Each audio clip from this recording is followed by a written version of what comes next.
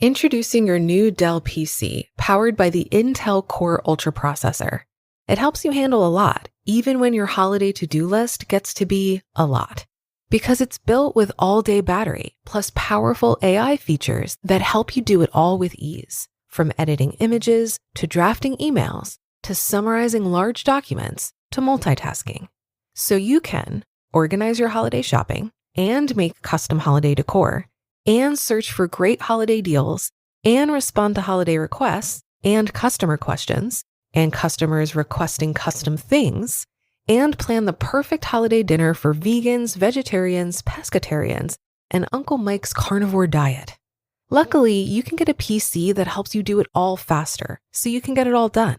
That's the power of a Dell PC with Intel inside, backed by Dell's price match guarantee. Get yours today at Dell.com/holiday. Terms and conditions apply. See Dell.com for details. When it comes to what your family eats and drinks, you know your choices matter. You're the expert because you know what fits your life. And getting it right starts with good information. That's why America's beverage companies are sharing more information about our ingredients at goodtoknowfacts.org. No spin, no judgments, just the facts straight from the experts for more than 140 beverage ingredients. Visit goodtoknowfacts.org. This is Optimal Finance Daily, My Worst Money Mistakes by ESI of esimoney.com. Reading ESI Money, you might think I'm a financial genius who has always had everything money-related figured out. That's far from true. I do write mostly about the positive sides of what I've done because 1, much of it has been positive, and 2, I think people want to try and emulate what's worked well. That said, there are obviously learnings to be learned from failures, not to mention the fact that I need to eat some humble pie now and then. So today I'm sharing with you the list of my worst money mistakes. Waiting to save. Once I got out of grad school, I did what many new MBA students do. I went on a shopping spree. I bought a new car, new clothes, and lived the high life with my friends.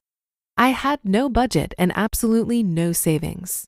I was making a fortune after all, or at least it was a fortune to me. Why did I need to save? If this was just a blip on the radar, it would have been fine, but it lasted for several years. Even after I was married, I didn't begin saving in earnest for a couple years. So all in all, I probably lost 5 good investing years, including my issues with the next mistake. That may not sound like much, but given that time is the best way to maximize your investment return, and that I lost 5 years of compounding, this delay probably cost me somewhere close to $1 million. Certainly hundreds of thousands. You know my net worth. Imagine what it would be with 5 more years to grow. Ugh, I'm getting sick just thinking of it. Trying to invest in individual stocks. Once I did begin investing, I knew that I was a much better stock picker than everyone else. Why I thought this exactly remains a mystery. It must have been because I had superior intelligence compared to the rest of the world. Oh, and I had more insight than trained money managers with millions of dollars and tons of staff at their disposal. Spurred on by books like Beating the Street, I just knew I could pick stocks better than most. I think you know where this is heading. It's like watching a train wreck in slow motion. I didn't lose a fortune, thank goodness, but I certainly underperformed in my stock choices. And once that didn't work, my next move was to mutual funds with high fees. I eventually found my way to Vanguard and their low-cost index funds, but I certainly hindered my returns for many years. Not buying more real estate when it was cheap.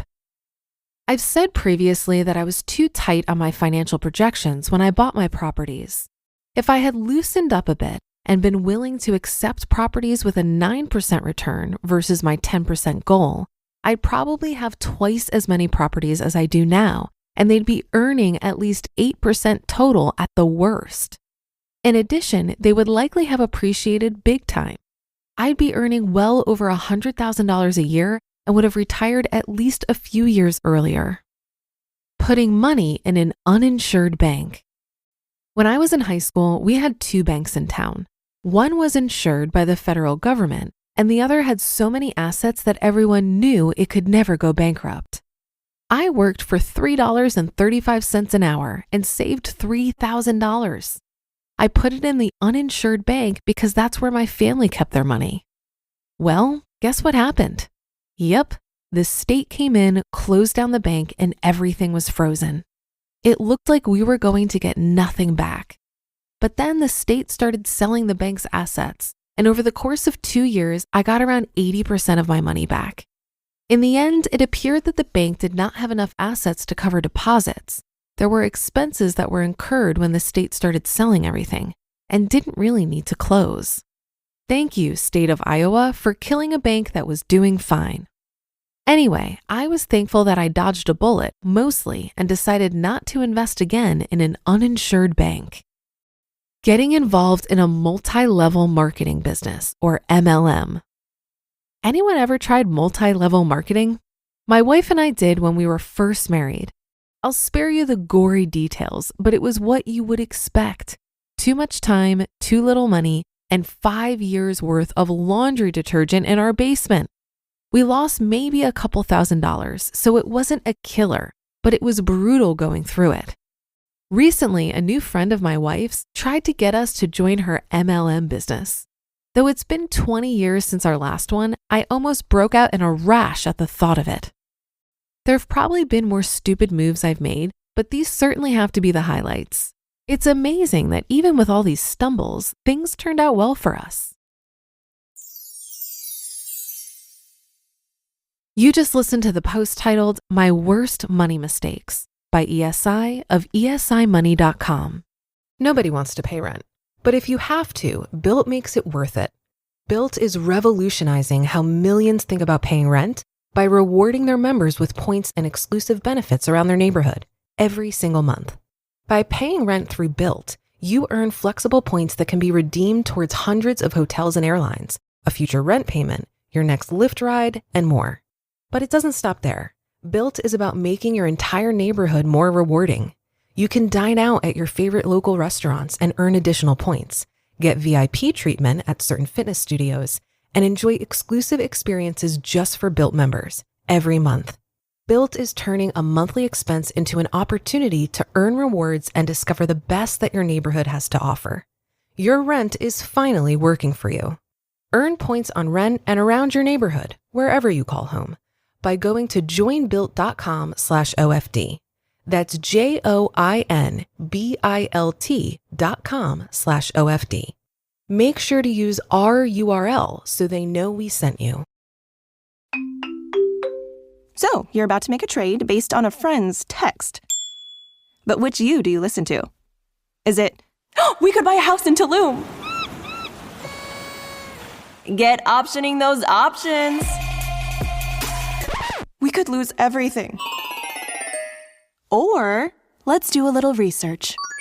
Get your head in the trade and make the investment decision that's right for you. Learn more at finra.org/trade-smart.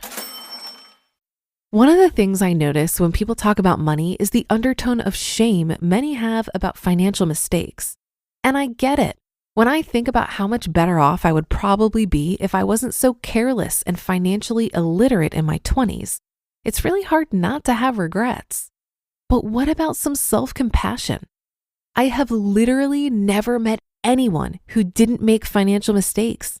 And you can always make more money, but you'll never get back this time you're spending feeling bad about yourself. The thing about money is that it really is all figure-outable.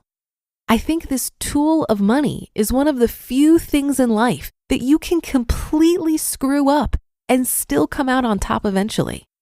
It's much harder to heal from a health scare, fix a broken relationship, go through a career change, and waste time you'll never get back. But money? It is a completely impersonal tool. I think with a slight perspective shift, you can actually enjoy the process of learning from money mistakes rather than drowning yourself in shame and regret. And that'll do it for today. Have a great day and start to your weekend if you're listening in real time. And I'll be back here over the weekend where your optimal life awaits.